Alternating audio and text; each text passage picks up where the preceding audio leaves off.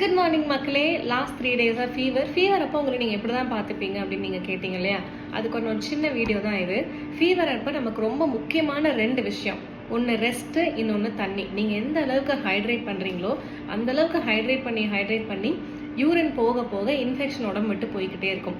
ரெஸ்ட்டில் வந்துட்டு ரெக்கவரிங் அப்படின்னு சொல்லிட்டு ஒரு விஷயம், ரிப்பேர்னு ஒரு விஷயம் நடக்கும். ஸோ 9:30க்கு நைட் தூங்க போயிட்டு காலையில் நல்லா 7 மணிக்கு கூட எந்திரிங்க. ஸோ இந்த ஒரு ரெஸ்ட்டும் இந்த ஒரு வாட்டர் ஹைட்ரேஷனும் வந்துட்டு பயங்கரமாக ஃபீவருக்கு ஹெல்ப் பண்ணும்.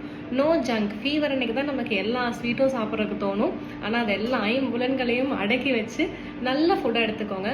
மார்னிங் ஆப்ஷனுக்கு நல்ல ஒரு 2 இட்லி, ஏதாவது ஒரு சட்னி வச்சு சாப்பிட்டுக்கோங்க. சட்னியில் காரம் ரொம்ப இருக்காத மாதிரி பார்த்துக்கோங்க. நல்லா சுட சுட கஞ்சி, துவையல், தேங்காய் துவையல் வச்சு சாப்பிட்டு, கஞ்சியில் வந்துட்டு கண்டிப்பாக தேங்காவை துருவி அப்படியே மேலே போட்டு சாப்பிட்டுக்கோங்க. கண்டிப்பாக கஞ்சியில் பாதிக்கு பாதி வந்துட்டு பயிர் இருக்கிற மாதிரி பார்த்துக்கோங்க. ஏன்னா வெறுமனே சாதம் கஞ்சி எடுக்கும்போது எனர்ஜியே இருக்காது. 11 மணி அளவா பசிச்சது அப்படின்னா பால், மஞ்சத்தூள், பெப்பர் தாராளமாக நீங்கள் எடுத்துக்கலாம்.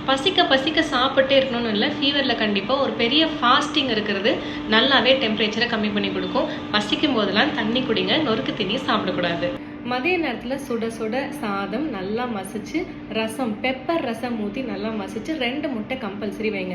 ஃபீவர் அப்போ முட்டை சாப்பிடலாமா? நான்வெஜ் எடுக்க வேணாம் தானே சொல்கிறாங்க. டைஜஷனுக்கு கஷ்டமாக இருக்கும்னு. நமக்கு எனர்ஜி வேணும். ஒரு நாள் ஃபுல்லாக நமக்கு போகிறதுக்கு மினிமல் அமௌண்ட் ஆஃப் ப்ரோட்டீனாவது நமக்கு இருக்கணும். ஸோ 2 முட்டை தாராளமாக நீங்கள் வச்சு நல்லா பெப்பர்லாம் உப்பெல்லாம் போட்டு சாப்பிட்லாம். நல்லா ரசம் வச்சு ரசத்தை குடிங்க. எல்லா சளியும் வரையும் வரும். ஃபீவர் நல்லாவே வெளியே போகும். நல்லா ஒரு டெம்பரேச்சர் டவுன் ஆக நீங்கள் பார்ப்பீங்க. மதியம் தூங்கவே கூடாது. நைட் ஆஸ் யூஷுவல் இட்லி இல்லைனா கஞ்சி வச்சு சாப்பிட்டு தூங்கிக்கோங்க. நைட் மேக்ஸிமம் 9:30க்கு தூங்குற மாதிரி பார்த்துக்கோங்க.